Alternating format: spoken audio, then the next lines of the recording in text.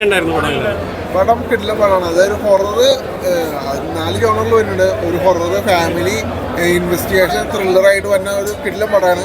അതിൻ്റെ sound mix ഒക്കെ കിടില. അതൊരു നല്ലൊരു തിയേറ്ററിലേക്ക് ആണെങ്കിൽ സൗണ്ടൊക്കെ നല്ല കിടിലായിട്ട് നമുക്ക് ആസ്വദിക്കാം. എന്തായാലും പടം കിടില പടം. അതായത് അതെ, മസ്റ്റ് വാച്ചബിൾ എന്ന് വേണമെങ്കിൽ പറയാം. തിയേറ്റർ വാച്ചബിൾ എന്ന് വേണമെങ്കിൽ പറയാം. അടിപൊളിയായിരുന്നു. ഞാനതിൽ മോശയുടെ അമ്മയുടെ ക്യാരക്ടറാണ് ചെയ്തത്. വളരെ ചെറിയ ക്യാരക്ടറായിരുന്നു, നല്ല നന്നായിരുന്നു.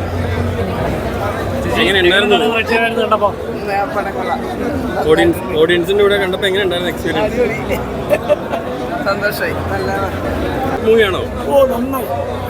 ഞെട്ടിക്കുന്ന രംഗങ്ങളൊക്കെ ഉണ്ടോ?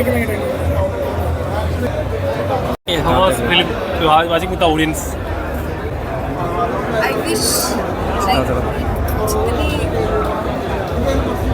I wish like this Chitani and the victims they come like this and seek their own justice.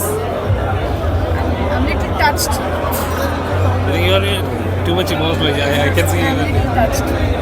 I wish Abhaya and Nirbhaya everyone comes back and they seek their own justice. I was just waiting when all of you will watch the movie when the film will come out. In the film, ഞാൻ എല്ലാവരും പെടിക്കുന്നു, but പക്ഷേ in real life I'm Pavam.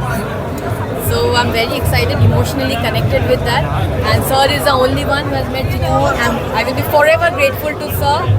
And he spread it, word of mouth influence, like go with your family, friends, everyone. Bring them, watch the movie, support. Theatre experience ആണ്. Sound ആയാലും making everything super. ലക്കിയാണ്. We are lucky because ഇത്രയും senior ആയിട്ടുള്ള ആർട്ടിസ്റ്റിൻ്റെ കൂടെ നമുക്ക് ചെയ്യാൻ പറ്റി. സുധീഷ് ചേട്ടനായാലും ജോണി ആന്റണി സാറിൻ്റെ മകളായിട്ട് അഭിനയിക്കാൻ പറ്റി, വിനയ് ചേട്ടൻ്റെ പേരായിട്ട് അഭിനയിച്ചു. So I M so lucky. എനിക്ക് ഒത്തിരി സന്തോഷം തോന്നുന്നു.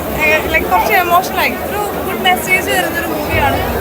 സോ മ്യൂസിക് രഞ്ജിൻ സാർ ഒരു രക്ഷയില്ല.